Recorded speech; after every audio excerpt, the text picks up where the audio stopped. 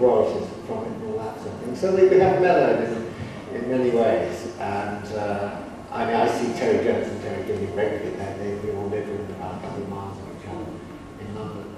The Life of Brian wasn't a project initially that you felt would fly. It wasn't. There was a bit of scepticism about whether that would work as a movie. Yes, how we should do it. I mean, it was originally Eric was very, very good on titles, hence Babylon. Had come up with this title for a Bible story called Jesus Christ, Lust for Glory.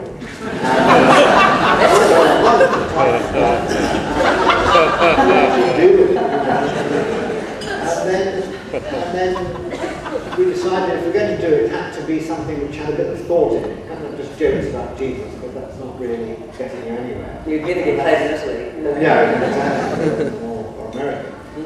We don't get paid in America anyway, Life of Brian. Not much. And so we just had to think about it, and suddenly we come up with a rather more prosaic Life of Brian. Didn't seem a wacky title at all, but it didn't really interest people. And then the script actually was what saved it. It was a really good script, and we eventually got EMI, the big English record company, film investors, to bankroll the film with something like $5 million, which is a lot in 1978. And then we'd done a bit of pre-production. Carpenters were already in Tunisia building the sets and all that. And suddenly we heard that the EMI had pulled out because the head of EMI had read the script and said, "God, it's associated with this. Disgusting, shameful, blasphemous rubbish." So they backed out, and we had to. It was all very legal, legal situation. We were not allowed to say that they had backed out. They gave us back the money, or the money we'd spent, they refunded that. And then, it's a wonderful story was that Eric met up with George Harrison in Hollywood, and George Harrison proved to be the greatest Python fan ever. And he said, "I'll find you the money."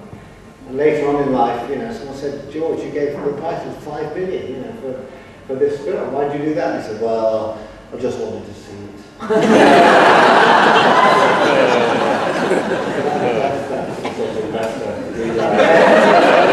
Don't get them every day. You had a couple of big nights over at George Harrison's, didn't you? And you had a fantastic excuse for arriving home at about 4 o'clock in the morning.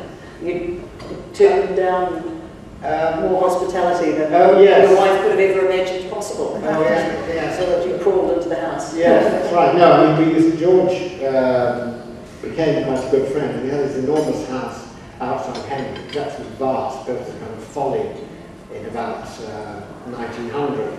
Oddly enough, life is full of coincidences. It was built by a lawyer called Quentin Crisp. Not Lincoln. No, sorry. A lawyer. No, sorry. Not Quentin Crisp. Frank Crisp. There's interesting one of people. Frank Crisp, anyway, not Quentin Crisp, no. This is relevant to the story too. It's called Sir Frank Crisp, and he was an eccentric baronet and had lots and lots of money from the law, and built this thing like a sort of Gothic folly. And my mother, extraordinarily enough, was brought up in a house on the estate nearby. And she remembers going to the house and being taken to see the house by Frank Crisp, who had shown my mother and her sister the gardens and then chased them around, which she never embroidered on that. Oh, but it certainly wasn't a Quentin Crisp. She would be quite safe with that. George thought this was wonderful. That's great. That $5 million now, we got a lot of value out of it. Exactly.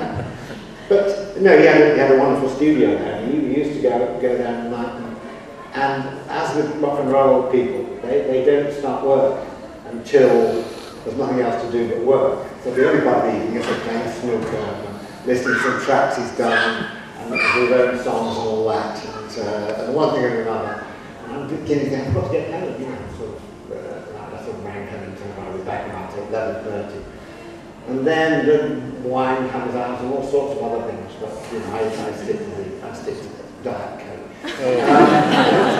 We were doing Lumberjack song. George was recording a version of Lumberjack song with me singing it.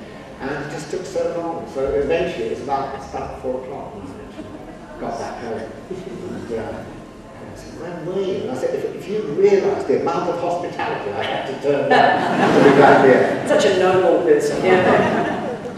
But a lot of fun had along the way with these projects. I think the diaries this is a 10-year span. You're intending to continue on with them?